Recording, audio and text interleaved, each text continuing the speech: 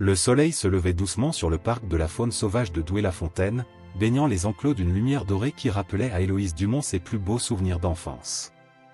À 30 ans, assise dans son bureau parisien, elle contemplait une vieille photographie jaunie par le temps, une petite fille aux cheveux bouclés, entourée de 2 jeunes gorilles joueurs, sous le regard bienveillant de son père, Mathieu Dumont.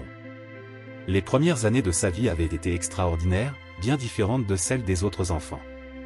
Alors que ses camarades de classe jouaient aux poupées, Héloïse passait ses journées à observer Djalon et Baptiste, 2 gorilles des plaines occidentales recueillis par son père.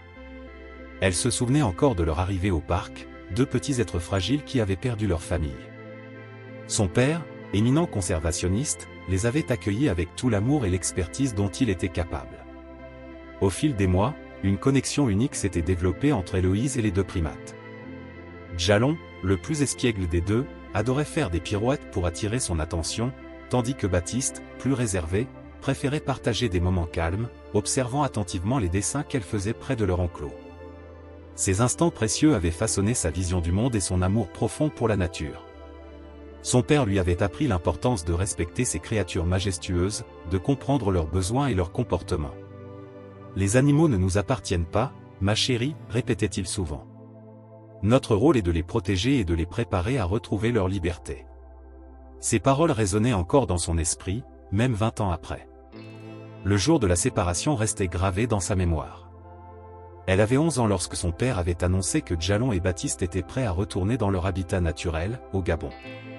Malgré son jeune âge, elle avait compris la nécessité de cette décision, même si son cœur se brisait à l'idée de ne plus voir ses amis quotidiennement.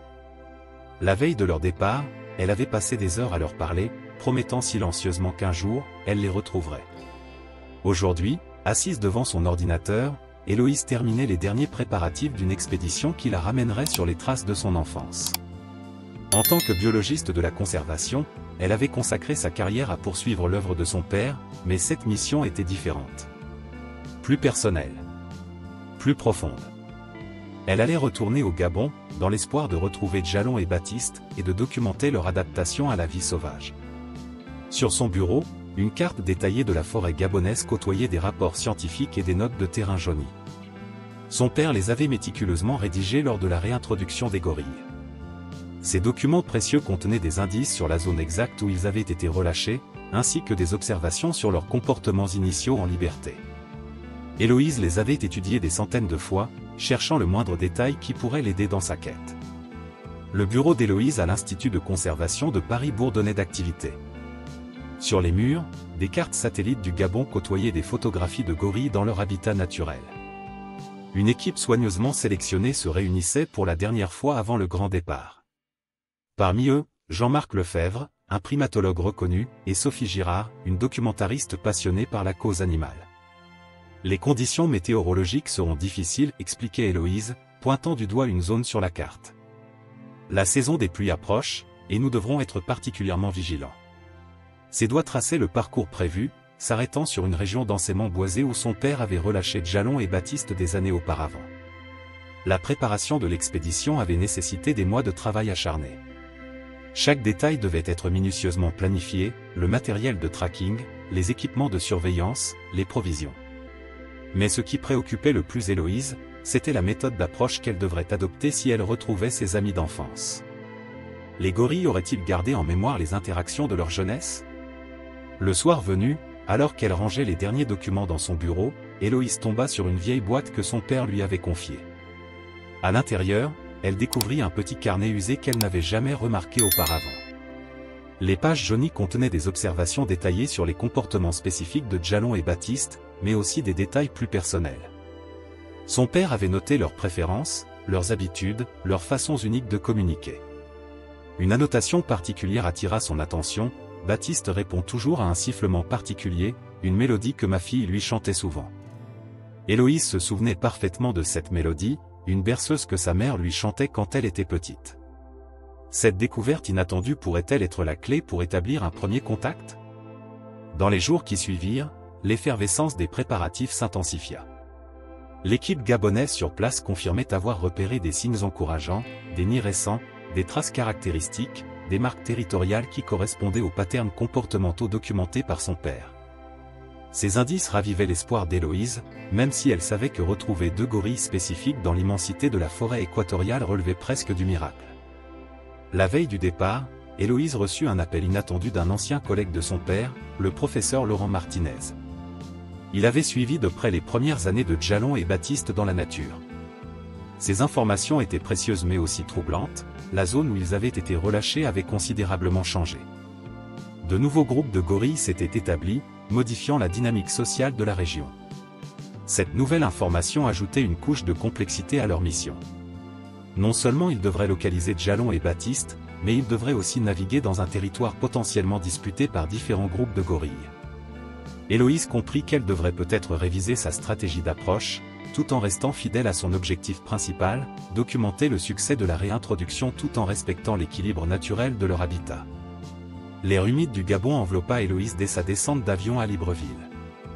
L'équipe fut accueillie par Adama Kouassi, leur guide local, un homme dont l'expérience de la forêt équatoriale n'avait d'égal que sa connaissance approfondie des gorilles.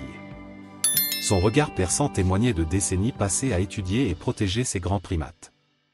Le trajet vers leur camp de base fut l'occasion pour Héloïse de partager avec l'équipe les dernières informations recueillies. Les données satellites révélaient des modifications significatives du territoire depuis la réintroduction de Djalon et Baptiste. La forêt s'était densifiée par endroits, créant de nouveaux corridors naturels que les gorilles avaient probablement empruntés. L'installation du camp se fit rapidement, avec une efficacité née de l'expérience. Sophie, la documentariste, installait ses équipements pendant que Jean-Marc organisait le matériel de tracking. Héloïse sortit de son sac le vieux carnet de son père, relisant une dernière fois ses observations sur les habitudes de Djalon et Baptiste. Un détail attira son attention, son père avait noté que Baptiste avait développé une technique particulière pour casser les noix, différente de celle des autres gorilles. La première journée d'exploration fut intense. Adama les guidait à travers la végétation dense, s'arrêtant régulièrement pour examiner des traces au sol ou des marques sur les arbres. En fin d'après-midi, ils découvrirent un site qui fit bondir le cœur d'Héloïse, des restes de noix cassées selon la technique spécifique de Baptiste. Les marques étaient récentes. Cette découverte galvanisa l'équipe. Les jours suivants furent consacrés à cartographier méthodiquement la zone, établissant des points d'observation stratégiques. Héloïse passait des heures à observer les comportements des différents groupes de gorilles qu'ils croisaient, cherchant des signes distinctifs qui pourraient l'aider à identifier ses amis d'enfance. Un soir, alors que le soleil se couchait sur la canopée, un son familier attira leur attention. C'était un schéma de communication unique, semblable à celui que Djalon utilisait autrefois pour appeler Baptiste. Héloïse sentit son cœur s'accélérer. Elle sortit doucement son carnet de notes, comparant les sons avec ceux décrits par son père. La similitude était frappante. L'équipe décida d'établir un nouveau camp plus près de cette zone prometteuse. Les nuits en forêt étaient remplies de sons mystérieux, mais Héloïse restait concentrée, analysant chaque indice. Elle commençait à comprendre que retrouver Djalon et Baptiste ne serait pas seulement une question de localisation physique, mais aussi de reconnaissance mutuelle, de patience et de respect du territoire qu'ils avaient fait leur. Le ciel gabonais s'assombrit brusquement, annonçant l'arrivée d'une tempête tropicale. L'équipe, qui suivait des traces prometteuses, dut rapidement sécuriser leur équipement. Les premières gouttes s'écrasèrent sur la canopée alors qu'Héloïse et Sophie documentaient un site où des gorilles avaient récemment construit leur nid. La pluie s'intensifia rapidement, transformant le sol en boue glissante. La visibilité devint quasi nulle, et le groupe se retrouva séparé. Héloïse, accompagnée d'Adama et Sophie, perdit le contact radio avec le reste de l'équipe. Il devait maintenant compter sur l'expertise d'Adama pour trouver un abri sûr. Dans cette situation critique, les connaissances d'Héloïse sur le comportement des gorilles se révélèrent précieuses. Elle savait que ces primates construisaient souvent leurs abris dans des zones surélevées pour éviter les inondations. En suivant cette logique, ils découvrirent une formation rocheuse qui offrait une protection naturelle contre les éléments. Pendant les heures qui suivirent, confinés dans leur refuge improvisé, Héloïse partagea avec Sophie et Adama des histoires de son enfance avec Djalon et Baptiste. Elle leur raconta comment les 2 gorilles avaient développé des stratégies uniques pour s'adapter à leur environnement, même en captivité. Ces récits prirent une nouvelle dimension dans le contexte de leur situation actuelle. La tempête s'apaisa enfin au petit matin, révélant un paysage transformé. Les traces qu'ils suivaient avaient été effacées par la pluie, mais de nouveaux indices apparurent. Des branches cassées récemment indiquaient le passage de gorilles cherchant refuge pendant l'orage. Plus intriguant encore, ils découvrirent des marques caractéristiques sur un arbre, similaires à celles que Djalon avait l'habitude de faire. Le reste de l'équipe les retrouva grâce aux signaux de leurs balises de secours. Jean-Marc apportait des nouvelles excitantes. Pendant la tempête, il avait entendu des vocalisations distinctes venant de la direction où il se dirigeait initialement. Ces sons correspondaient aux patterns de communication que le père d'Héloïse avait documentés des années auparavant. Cette épreuve, bien que difficile, avait renforcé leur détermination. Les indices s'accumulaient, et Héloïse sentait qu'ils se rapprochaient de leur objectif. La tempête avait peut-être effacé certaines pistes, mais elle en avait révélé d'autres, plus prometteuses encore.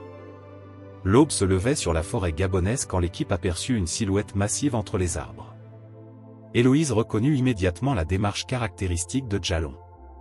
Le gorille, devenu un mâle imposant, se déplaçait avec la même grâce qu'autrefois, mais son comportement trahissait une prudence acquise dans la nature. Suivant le protocole établi, l'équipe maintint une distance respectueuse. Héloïse sortit délicatement de son sac un objet de son enfance, une petite flûte en bambou avec laquelle elle jouait près de l'enclos des gorilles. Ses doigts tremblants trouvèrent les notes de la mélodie familière, celle qui faisait autrefois danser Djalon. Le gorille s'immobilisa. Ses oreilles se dressèrent, attentives à cette musique surgissant du passé. Lentement, il se tourna vers la source du son. Héloïse retint son souffle, son cœur battant la chamade. Les yeux de Djalon, profonds et intelligents, se fixèrent sur elle. Un moment de reconnaissance pure, transcendant les années, s'établit entre eux. Sophie filmait la scène, captant chaque seconde de cette rencontre extraordinaire. Djalon s'approcha progressivement, manifestant une curiosité mêlée de prudence. Ses gestes rappelaient ceux du jeune gorille qu'Héloïse avait connu, mais portaient maintenant l'empreinte de sa vie sauvage. Soudain, un second gorille émergea de la végétation. Baptiste, plus réservé que jamais, observait la scène à distance. Héloïse reproduisit alors le geste particulier qu'il partageait enfant, une main sur le cœur, suivi d'un mouvement circulaire. La réaction de Baptiste fut subtile mais indéniable, un léger balancement, comme autrefois. Cette reconnexion bouleversante confirmait ce qu'Héloïse avait toujours su, le lien entre les êtres transcende les barrières des espèces et du temps. Les deux gorilles avaient non seulement survécu, mais s'étaient épanouis dans leur habitat naturel, tout en conservant une étincelle de leur passé partagé.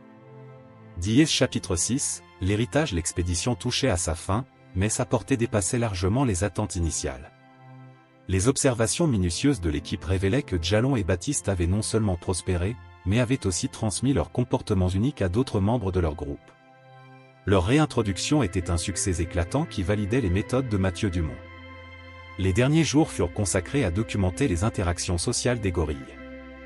Héloïse observait avec émerveillement comment ses amis d'enfance avaient développé leurs propres techniques de survie, tout en conservant certains comportements acquis durant leur séjour au parc. Cette adaptation harmonieuse entre apprentissage humain et instinct naturel offrait des perspectives fascinantes pour les futurs programmes de réintroduction. Le moment du départ approchait. Héloïse savait que cette fois, la séparation serait différente. Elle avait la certitude que Djalon et Baptiste étaient exactement là où ils devaient être.